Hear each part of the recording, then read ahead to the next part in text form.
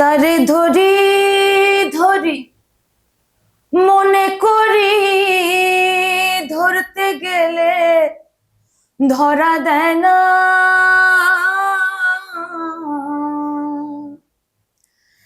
তারে ধরি ধরি মনে করি, ধরতে গেলে ধরা দেয় না।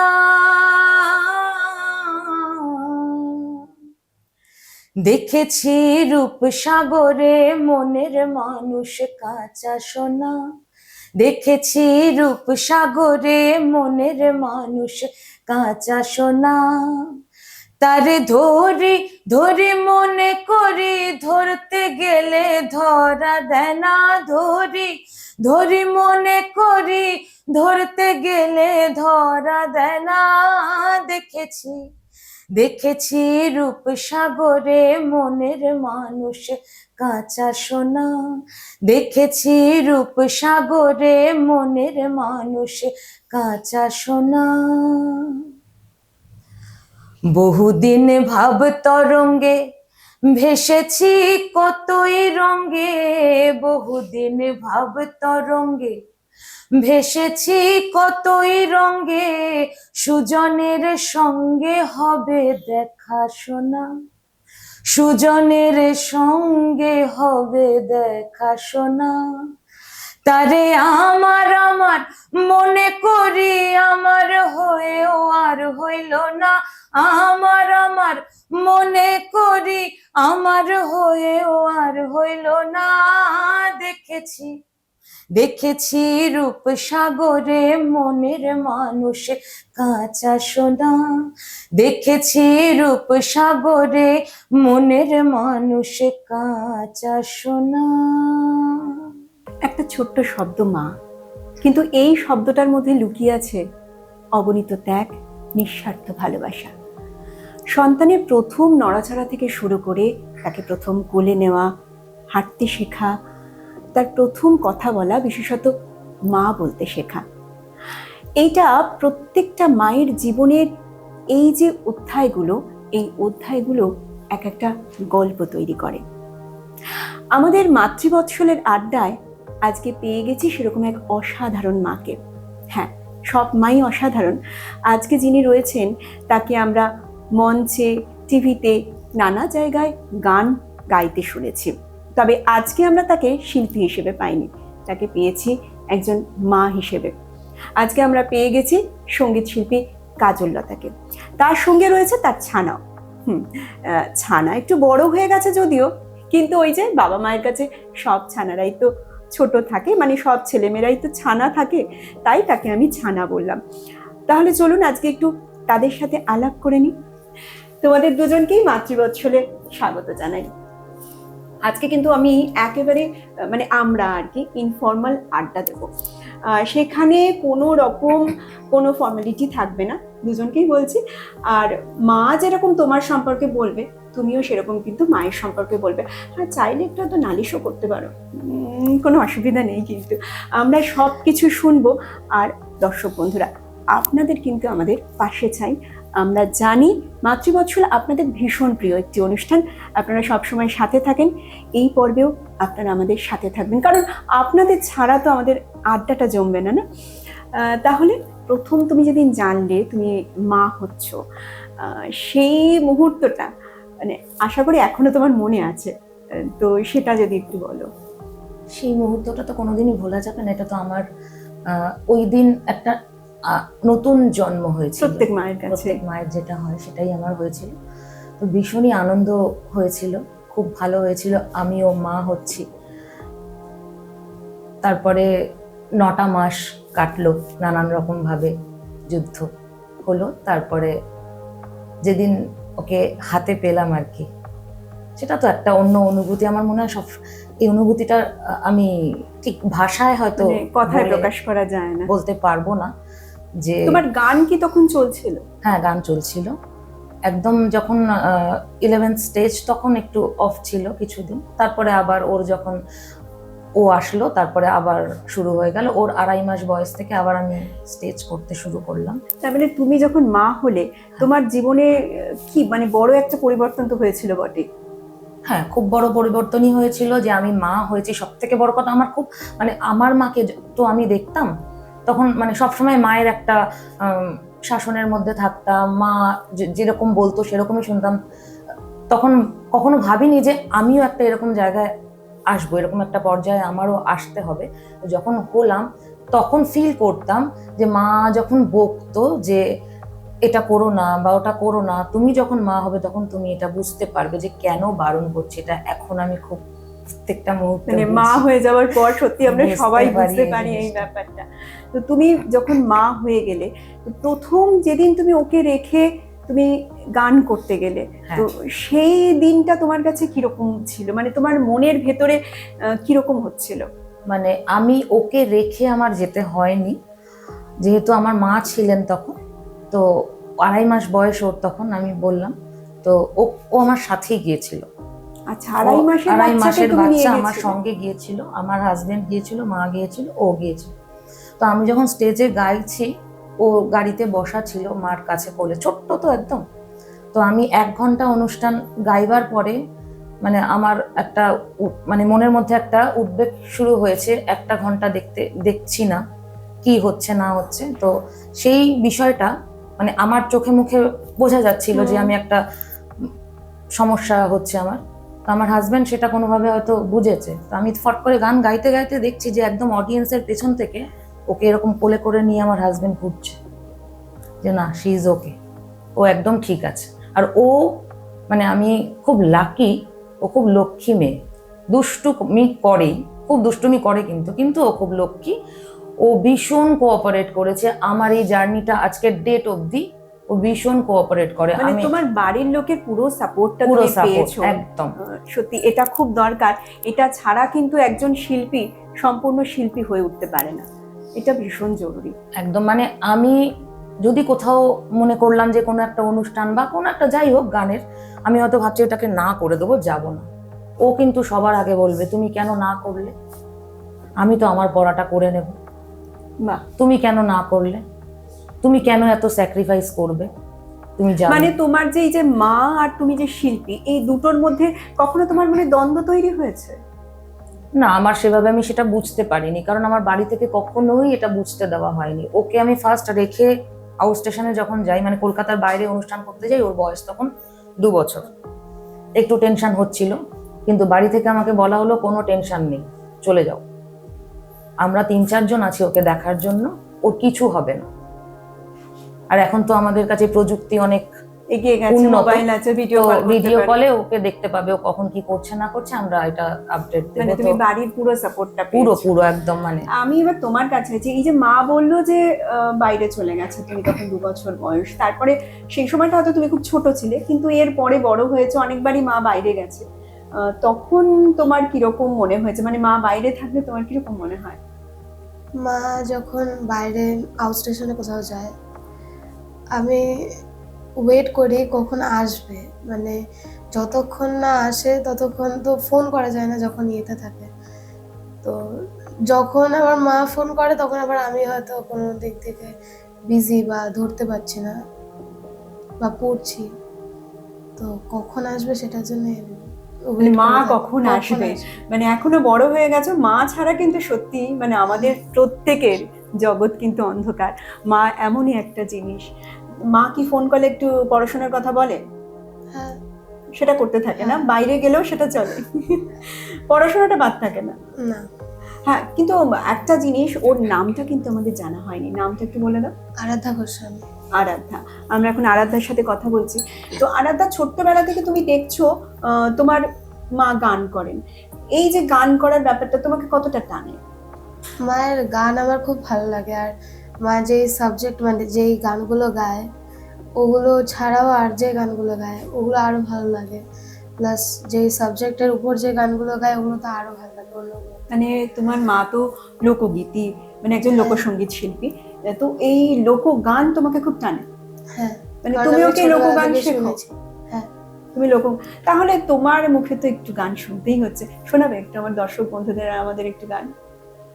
আমার বন্ধু চিকন কালিয়া দেখো আসিয়া, আমার বন্ধু চিকন কালিয়া দেখো আসিয়া, আমি কেমন আছি পরের ঘরে তোমার পাশরিয়া, কেমন আছি আমি কেমন আছি পরের ঘরে তোমার পাশরিয়া দেখো আসিয়া, আমার বন্ধু চিকন কালিয়া দেখো আসিয়া, আমার বন্ধু চিকন কালিয়া দেখো আসিয়া, আমার নিঠুর মনোহর যদি পাই তোমার লাগর, খুলিয়া কইতাম তোমারে পরাণের খবর, আমার নিঠুর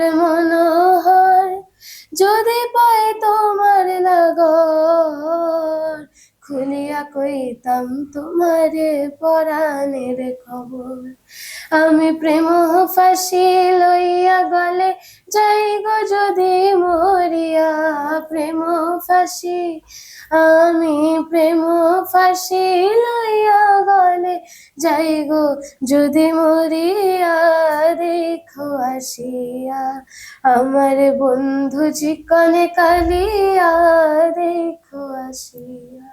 বাহ, খুব সুন্দর। তোমার গান শেখা কি তোমার মায়ের কাছে? হ্যাঁ। এখনো মায়ের কাছেই শেখো? বাহ। আচ্ছা, এবার একটু বলি, তোমার মার সঙ্গে তোমার সম্পর্কটা কেমন? একটু বন্ধুত্বপূর্ণ না কিরকম সম্পর্কটা? হ্যাঁ, কিছু সময় তো বন্ধুত্বপূর্ণ, ফ্রেন্ডশিপটা মেন। আর মা একটু বকেটকে? হ্যাঁ, যখন পড়াশোনা দেবো তখন একটু স্ট্রিক্ট। মানে সেটা ফোনেতেও মা বাইরে গান করতে গেলেও সে বকাবকিটা চলে? সব সময় না, কিছু সময়। কিছু সময় হ্যাঁ। চলে, কিন্তু যতই বকুক মা তো মাই, মানে মা তো আমাদের ভালোই চায়। তো এক কথায় যদি বলি, তুমি মাকে কিভাবে ডেসক্রাইব করবে? মা তো আমাদের মানে ফার্স্ট ফ্রেন্ড, মা বাবা, মা স্পেশালি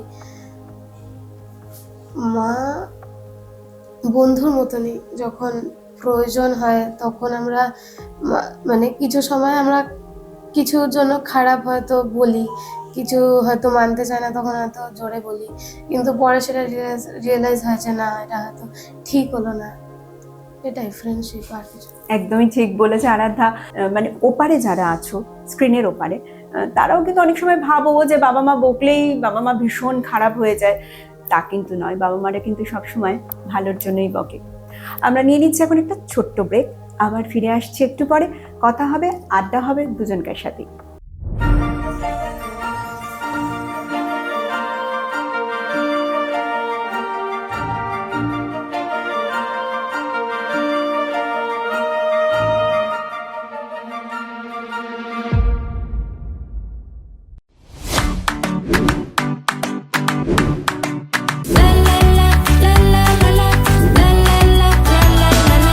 আজকে আমরা এসেছি বোহো আমিগো ক্যাফেতে।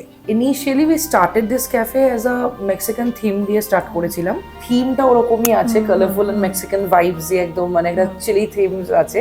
বাট দেন মেনু আমাদের কিছু বাঙালি জনার্সও আমরা রেখেছি, তার সাথে সাথে কোরিয়ান, জাপানিজ, চাইনিজ এগুলোও আছে, ওরিয়েন্টালও আমাদের ইন্ট্রো আছে।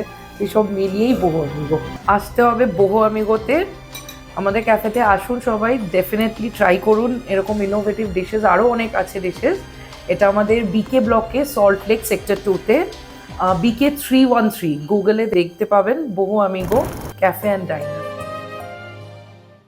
আধুনিক ও সাবেকি ডিজাইনের সোনা ও রূপোর অলংকার এবং গ্রহরত্নর ক্রয় বিক্রয়ের অন্যতম বিশ্বস্ত প্রতিষ্ঠান স্বর্ণকুঠি জুয়েলার্স। আপনার পুরনো সোনার পরিবর্তে নতুন হলমার্ক সোনার অলংকার ক্রয় বিক্রয়ের যোগাযোগের একমাত্র ঠিকানা Swarnakuthi jewellers, 125/B Bipin Behari Ganguly street, Bowbazar, Kolkata 7,12,000। যোগাযোগের নম্বর 9831154755 এবং 9073318025।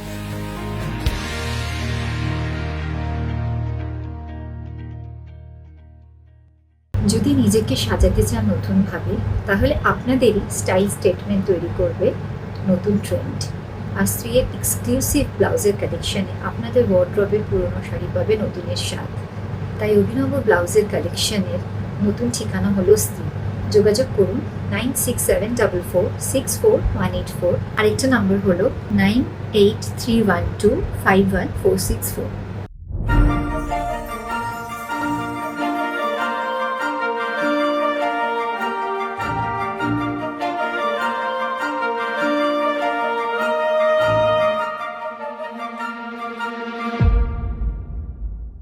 ফিরে এলাম ব্রেকের পর। কাজললতা, তোমাকে তো বাইরে যেতে হয় প্রোগ্রামের জন্য, তো অনেকটা সময় তুমি ওকে দিতে পারো না, অনেকটা সময় তোমাকে বাইরে থাকতে হয়। আর আমরা যারা শিল্পী আমরা জানি আমাদের কোনো নির্দিষ্ট সময় নেই, মানে আমরা যদি ভাবি যে আমরা 8টার মধ্যে ফিরে আসবো বা না, 10টার সেটা মধ্যে হয় না। ফিরবো, হ্যাঁ। সেটা কোনোদিনই হয় না। না। তো এই নিয়ে তোমার কি কোনো অসুবিধা, তোমার মনে কোনো অপরাধ বোধ কোনোদিন তৈরি হয়েছে? হ্যাঁ, কখনো কখনো তৈরি হয়, যেহেতু ছোট তো, মানে যেহেতু এখন নিচু ক্লাসে পড়ে, ওর পড়াশোনার সময়টা অ্যাটলিস্ট ওর সঙ্গে থাকাটা আমার মনে হয় উচিত। কিছু কিছু সময়, সবসময় হয়তো আমি থাকি না, আমি ক্লাস পড়াতে চলে যাই, গান শেখাতে চলে যাই, সেই দিনগুলো সন্ধ্যাটা ও অলমোস্ট একাই থাকে। একটা সময়ের পরে হয়তো ওর বাবা ফিরে আসে, কিন্তু আমি হয়তো তখনও ফিরি না। সেই সময়টা কিছু সময় মনে হয় যে আমি থাকলে এইটুকু কাজ ওর এগিয়ে যেত, বা এই ওকে সঙ্গ দিতে পারতাম, সেটা দিতে পারলাম না, সেটা কখনো কখনো মনে হয়। কিন্তু আবার কাজের মধ্যে যখন ঢুকে যাই, গানের মধ্যে যখন ঢুকে যাই, তখন আবার ওটাকে তো ভুলে থাকতেই হবে আমার। আবার যখন বাড়ি চলে আসি, হয়তো দেরি হলো, কোনোদিন আধ ঘন্টা, 1 ঘন্টা, 2 ঘন্টাও দেরি হয় কখনো কখনো, ফিরে এসে আবার ওকে নিয়ে বসি বা জিজ্ঞেস করি যে কি কি করলে এতক্ষণ। মানে তোমার এই যে অপরাধ বোধটা, এটাকে কাটিয়ে ওঠো গানের মাধ্যমে। একদম। মানে এটাই গানের মাধ্যমেই তুমি তোমার এই ব্যাপারটাকে কাটিয়ে উঠতে হ্যাঁ, পারো। এবার অপরাধ বোধ হয়তো আমার বাইরে যখন থাকি তখন মনে হয়, কিন্তু যখন আসি, যখন ওর সাথে দেখা হয়, ও প্রচুর কথা বলে, কিন্তু মানে যা যা ঘটেছে যা যা তোমাকে ঘটেছে বলতে ও থাকে। বাড়ি আসার সাথে সাথেই একদম মানে পুরো ঢুকবো, একদম ওর কথা, মানে আমি জানি এখন একটা ওর সঙ্গে, মানে ওই কথা বলবে, আমি শুধু চুপচাপ শুনবো। মানে এটাই খুব দরকার। হ্যাঁ। এটাই কিন্তু একটা বন্ডিং কে একদম। আরো মানে বেশি করে, আরো মানে বন্ডিংটাকে স্ট্রং করে তোলে আর কি। একদম। একদমই তাই। তা তোমার যে এই যে ধরো এই যে অপরাধবোধ তুমি গানের মাধ্যমে কাটিয়ে উঠছো, তো আমার অনেক দর্শক বন্ধুরাও আছে যারা ভীষণ কর্মব্যস্ত, তাদের মধ্যেও হয়তো অনেক সময় এটা আসে যে আমরা বাইরে যাচ্ছি, বাচ্চাদের সময় দিতে পারছি না। তারাও কিন্তু এই কাজের মাধ্যমে, গানের মাধ্যমে বা শিল্প চর্চার মাধ্যমে, মানে কোনো কিছুই কিন্তু ছোট নয়, মানে এই যে আন্ডারস্ট্যান্ডিং ব্যাপারটা, এটা যদি বাচ্চার সাথে গড়ে ওঠে, তাহলে কিন্তু সেই অপরাধ বোধটা কিন্তু আমাদের আর থাকে না। মানে আমাদের মায়েদের ক্ষেত্রে যেটা বেশি আমি হয়, ফিরলেই জিজ্ঞাসা করবে, কাউকে ক্লাস করিয়ে ফিরলাম, কি গান শেখালাম, ওকে বলতে হবে, মামনি আজকে কি গান শেখালে, ওকে গান প্র্যাকটিস করে রেখেছিল, এই সব কথা ওর সঙ্গে আমার বলতে হবে, কিছু করার নেই। মানে হ্যাঁ, আমার হয়তো তখন ইচ্ছা করছে না এটা বলতে, কিন্তু আমাকে ওকে বলতে হবে যে সে আজকে গান পেরেছে না পারেনি। মানে এই গল্পটা একটা আড্ডা বা একটা হ্যাঁ। গল্প, এটা কিন্তু খুব জরুরি। হ্যাঁ। আচ্ছা, আমি এবার একটু তোমার কাছে আসি। আচ্ছা আরাধ্যা, তোমাকে যদি বলি মা কেমন, মিষ্টি না রাগী? সব সময় হয়তো একই রকম নয়, কিছু সময় স্ট্রিক্ট থাকে, বাকিটা ঠিক আছে, মানে বন্ধুর মতো। বন্ধুর মতো। হ্যাঁ, ফ্রেন্ডশিপ। আর মায়ের হাতে কোন রান্নাটা খুব ভালো লাগে? আমার মায়ের হাতে চিলি চিকেন খেতে বেশি ভালো লাগে। Chilli chicken. মা কি চাইনিজ রান্না করে বেশি ভালো? না, ওরকম কোনো ব্যাপার না, যেগুলো বাড়িতে রান্না হয় ওগুলো ভালো লাগে, কিন্তু ওটা বেশি ভালো লাগে। ওটা বেশি ভালো লাগে। মানে বাইরের খাবারের মধ্যে থেকেও মায়ের হাতে চিলি চিকেনটা তোমার কাছে বেশি ফেভারিট, তাই তো? হ্যাঁ। আর যদি বলি আজকে এই মাতৃবৎসরের আড্ডায় তুমি তোমার মাকে কি বলতে চাও, একটু বলো। মা তো সবসময় ফ্রেন্ডের মতনই, কিন্তু কিছু সময় মা মানে একটা জিনিস মানতে চায় না, মানে যদি আমি কিছু বলি সেটা মানাতে খুব সমস্যা হয়, ওটা একটু গন্ডগোলের। কিন্তু বাকি মানে মায়ের কি কোনো অভ্যাস তুমি পাল্টাতে চাও? না, ওরকম কোনো ব্যাপার না, কিন্তু যখন মানে কিছু বলি সেটা সব সময় না, কিছু সময় মানতে চায় না, মানে কিছুতেই না, মানে সেটা হয়তো আমি হয়তো পুরোটা বুঝি, বলতে পারি না সব সময়। মানে মা একেবারে না করে দেয়? না, একেবারে না করে না, কিন্তু মানে একটু ইয়ে করে যায়, ডিনাই করে যায়, মানে যে না এটা হবে না বা এটা করা উচিত না। তো আজকে মা সবসময় আমার সামনে উচিত আছে, না। মাকে বলে দাও যে সব কথায় যেন মা একদম না না করে দেয়, মানে কিছু কিছু সময় একটু হ্যাঁ বলে আর কি, সেটা বুঝে বলবে অবশ্যই মা। আচ্ছা, এবার আমি তোমার কাছে আসি। এই যে তোমার মেয়ের কোন গুণটা তোমার সব থেকে বেশি ভালো লাগে? ভালো লাগে যে ও খুব কোঅপারেটিভ বাচ্চা। ওর যে কোনো কিছু নিয়ে মানে কোনো মানে বিশেষ করে মায়েদের যেটা সমস্যা হয় খাওয়া দাওয়া, সেটা নিয়ে কোনো দিন আমাকে ফেস করতে হয়নি খাওয়া দাওয়া নিয়ে।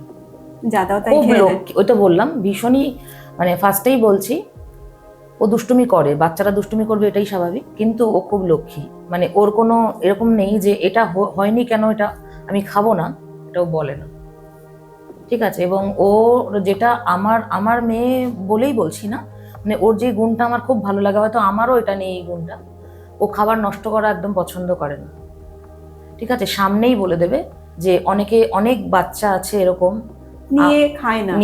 নিয়ে খায় না, অনেক বাচ্চা আছে তারা হয়তো আমাদের মতো দুবেলা তাদের ঠিকঠাক করে খাওয়া পায় না, খাবার দাবার পায় না, তাই কোনো রকম খাবার দাবার নষ্ট করা যাবে না। মানে এটা ওর বন্ধু বান্ধবদের রিপোর্ট যে আরাধ্যা কিন্তু এরকম বলে দেয় আমাদেরকে যে খাবার নষ্ট করবি মানে না। এটা ছোটবেলা থেকে এটা তুমি ওর মধ্যে আমি কিছু ঢুকিয়ে করিনি, দিয়েছো। এটা আমি জানি না কেন এটা কি করে এসছে ওর মধ্যে, আমি তাহলে ও বলতে তো খুব পারবো না। ম্যাচিওর বলতে হয়। হ্যাঁ, মানে আমি বলতে, ও এটা মানে আজকে এটা বলছি, একটা ইনসিডেন্ট বলবো কি? হ্যাঁ বলো। আমরা একটা জায়গায় বেড়াতে গেছিলাম, আরো 2-3টে ফ্যামিলি, তাদেরও ওরই বয়সী সব বন্ধুরা, বাচ্চারা, এবং আমরা 3 দিন ছিলাম সেখানে। তো প্রথম 2 দিন ও তাদেরকে স্টাডি করেছে, সকালে ব্রেকফাস্টে যখন লুচি তরকারি দিচ্ছে, তারা 4টে করে লুচি দিচ্ছে, তারা 2টো করে লুচি ফেলে দিচ্ছে। এবার থার্ড দিন, ও আজ থেকে মানে আরো 3-4 বছর আগের কথা বলছি, তখন আরো ছোট, তখন থার্ড দিন এতটাই খেপে গেছে, বলছে কি যে তোদেরকে আমি 2 দিন দেখেছি, তোরা 2 দিন ধরে খাবার নষ্ট করেছিস এখানে হোটেলে এসে।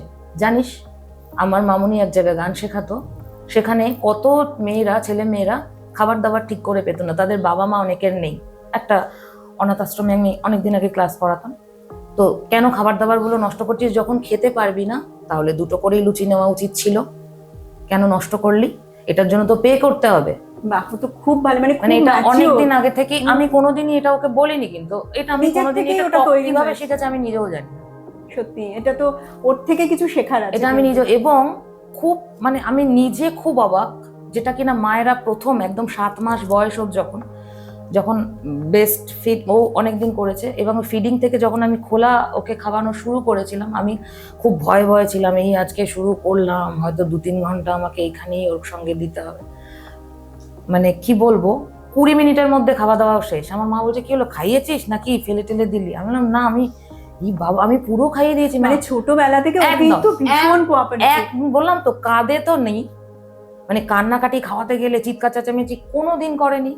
জাস্ট আমি 2-3টে বালিশের সঙ্গে ওকে একটা এরকম ভাবে বসাতাম, তখন তো বসতে পারতো না, বসিয়ে জাস্ট চামচ দিয়ে, একদম এত কোঅপারেটিভ ও খাবার দাবার নিয়ে, টুকটুক করে একদম। মানে এবং তোমার কোথাও পরিবার, গিয়েও আমার কোনো সমস্যা হয়নি রাস্তাঘাটে একদমই কোনো। তাই। মানে ধরো তোমার পরিবার, তোমার মেয়ে তোমাকে এতটা সাপোর্ট করেছে যে যার তোমার জন্যই যে- আমি পেরেছি। হ্যাঁ, এই যে শিল্প পারছি সত্তাটাকে আজকে অবধি। তুমি আজও এগিয়ে নিয়ে যেতে একদম পারছো। একদম। সত্যি তাই।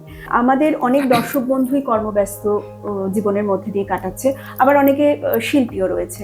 তো তারা কিভাবে এই দুটো জায়গা ব্যালেন্স করবে একটু যদি বলো তুমি। আমার মনে হয় যে নিজের কাজের প্রতি তো একটা আমার নিষ্ঠা, Dedication, ডেডিকেশন হ্যাঁ। থাকতেই হবে, সেটাকে যেমন আমি গুরুত্ব দেব, সেরকম আমার এটাও মাথায় রাখতে হবে আমার ফ্যামিলিটাও আমার কাছে ভীষণই গুরুত্বপূর্ণ। কারণ এই মানুষগুলোর সাপোর্ট যদি আমি না পেতাম, এই বাচ্চাটার সাপোর্ট যদি আমি না পেতাম, তাহলে আমি এইভাবে যখন তখন বেরিয়ে গিয়ে আমার কাজটা করতে পারতাম না। কারণ আমি তো কোনো অফিসে জব করি না যে এই শিডিউল টাইমের মধ্যে আমি বেরোবো, বাড়ি ঢুকে যাবো, এটা তো আমার কাজ নয়। আমার কাজ এরকম রাত্রি 8টায় বেরোলাম, রাত 1টায় ঢুকলাম, এরকমও হয়। বিকেল হয়তো আগের দিন বেরিয়ে গেছি, পরের দিন রাতে ঢুকেছি, এরকমও হয়েছে। তো এরা যদি আমাকে কোঅপারেট না করতো, আমি তো বেরোতে পারতাম না। সেই জন্য আমাকে এটা করতে হবে যে আমি যে 2 দিন থাকবো না, বা আমি একটা দিন সারাদিন থাকবো না, ওদের যেটুকু প্রয়োজন সেটুকু যদি আমি একটু ম্যানেজ করে, চিন্তা ভাবনা করে গুছিয়ে রেখে দিয়ে যাই, তাহলে ওরা আর একটু সুবিধা হবে ওদের বাড়িতে থাকতে, এবং ওরাও কোনো রকম প্রবলেম ফেস করলো না। মানে ওরাও যেমন তোমাকে সাপোর্ট Support করছে, করছে। তোমারও হ্যাঁ একদম, মানে আমার এটা মনে হয় সাপোর্ট করাটা খুব দরকার। আমার এটা ঠিকই। মনে হয়। আমি যখনই কোথাও অনুষ্ঠান করতে যাই, আমার আগের দিন রাতেই প্ল্যান হয়ে যায় যে আমি কি কি করে রেখে দিয়ে যাবো, যাতে ও স্কুল থেকে ফিরে এসে এটা না প্রয়োজনীয় বলতাম, জিনিসগুলো সবটা যেন পেয়ে হাতের যায়। ও কাছে। জানে যে আমার মামনি সব রেডি করা আছে, যাব আমার সব রেডি, খাবার মানে দাবার, এই ব্যালেন্সটা জামাকাপড়, কিন্তু এটা আমাদেরই আমি- করতে হবে। হ্যাঁ, আমরা যারা বাইরে বেরোই আমাদেরই কিন্তু এই ব্যালেন্সটাকে মাথা খাটিয়ে হ্যাঁ মানে এটাকে আমাদের নিজেদেরকেই করে নিতে হ্যাঁ, হবে। আমার কোনোদিন কোনো অসুবিধা হয়নি। এবং ফিরে গিয়ে হয়তো অনেক সময় ওকে খেতে দিতে হবে বা অ্যারেঞ্জ করা নেই, সেটা নিয়ে ওর কোনো রকম কমপ্লেন নেই। সেটাও ও আমি তো যা প্রথম দিয়েছি থেকেই বললাম তো ভীষণ আমার, supportive হ্যাঁ তুমি একদম বলছো। একদম একদম। আর তোমার গান আমরা খাপছাড়ার এই প্রভাতী উৎসবে আগেও শুনেছি, আবারও আমরা পরবর্তীকালে শুনবো। আর আজকে যখন তোমাকে পেয়েছি তখন আর একটা গান আমরা শুনবো, শুনে আমাদের পর্বটা শেষ করব। যদিও আড্ডাটা আরেকটু হলে ভালো হতো, কিন্তু সময় সীমিত।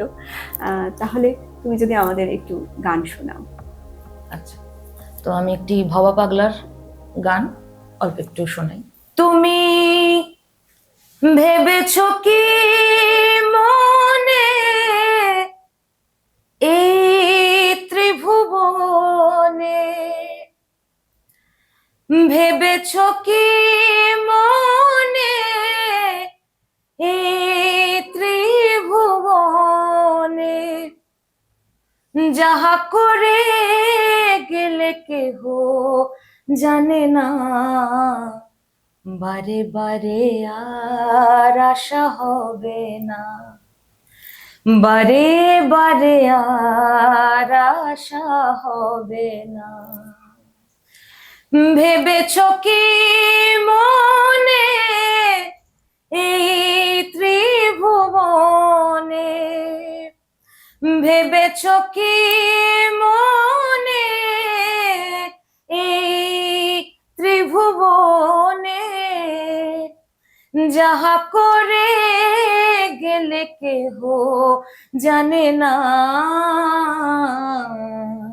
বারে বারে আর আশা হবে না, বারে বারে আর আশা হবে না, বারে বারে আর আশা হবে না, বারে বারে আর আশা হবে না।